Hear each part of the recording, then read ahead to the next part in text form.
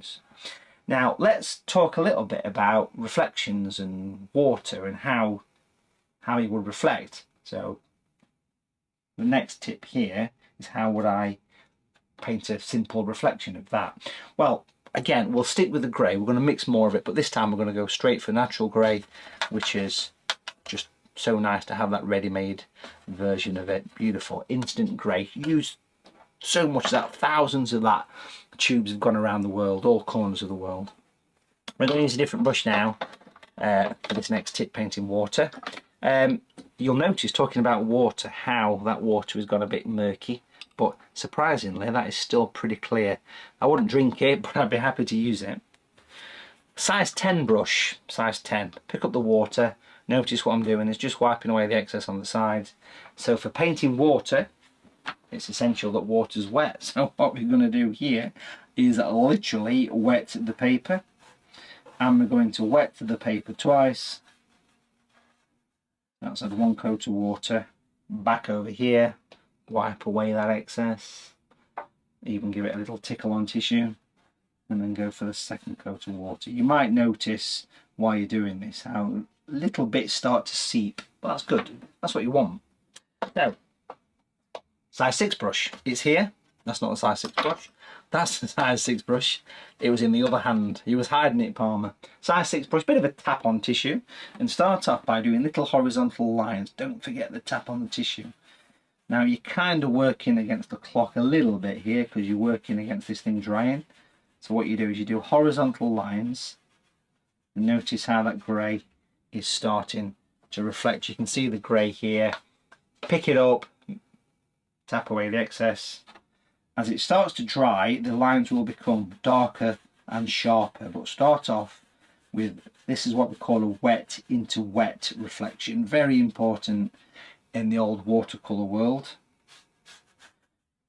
Made up of horizontal lines. I am painting on a slope because I find it more comfortable, but the lines are horizontal here.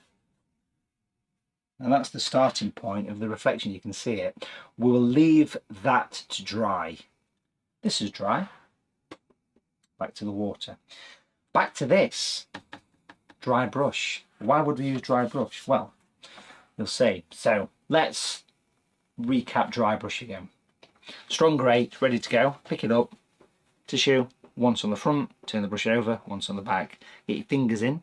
Get your brush spiky. If it doesn't go spiky, it means you've got too much paint on your brush.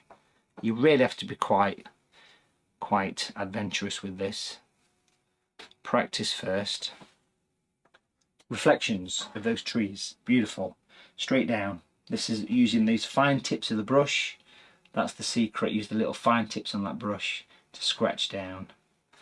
Basically, like that. And those trees will look as though they are reflecting beautifully. Look at that. So fine. Then even here, look below the mountain. Just, it's very subtle. It's the kind of thing that if you don't know you've put it on, you don't really notice it, but it does have an impact. What it does is it gives depth, and I'm sure you can see how much of an impact it actually has. Again, always practice first on a scrap piece of paper before you jump in the deep end, literally, with this. And this is the depth. This is the reflection. This is what creates the beautiful drop of that water. Really nice. And if I move this to one side, it's again on the tissue. Get your fingers in. And then basically that very fine scratchy line definitely is one to practice without a question of a doubt. That is always a little trick that I use. I use it so much in painting. Imagine using that craft knife in that water. Always across the water's edge. A light skim. Make sure the paint is dry. Look how you've created a lovely... Look at that. Stunning, isn't it? It just puts a little bit of shimmer on that. Beautiful little trick. Beautiful, beautiful little trick. Really, really nice.